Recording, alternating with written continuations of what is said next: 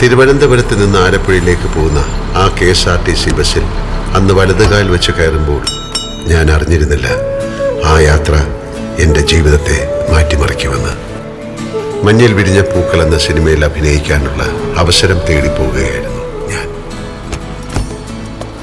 യാത്രകളുടെ വിരസത മാറ്റാൻ കൂടെയുള്ള യാത്രക്കാരുടെ അനക്കങ്ങളും ഭാവങ്ങളും ശ്രദ്ധിക്കുക, അവരുടെ മനസ്സിനുള്ളിൽ എന്താവും എന്നൊക്കെ വെറുതെ ചിന്തിക്കുക എന്നൊരു സ്വഭാവം അന്നും എനിക്കുണ്ടായിരുന്നു.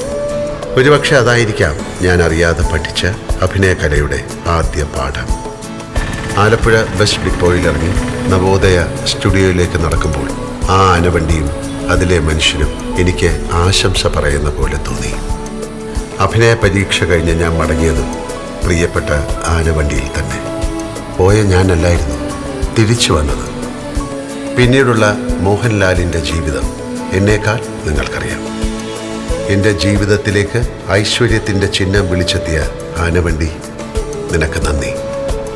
ഇതുപോലുള്ള ശുഭയാത്രകൾ സമ്മാനിക്കാൻ മലയാളിക്കൊപ്പം KSRTC എന്നെന്നും ഉണ്ടാകട്ടെ എന്ന് ഞാൻ പ്രാർത്ഥിക്കുന്നു.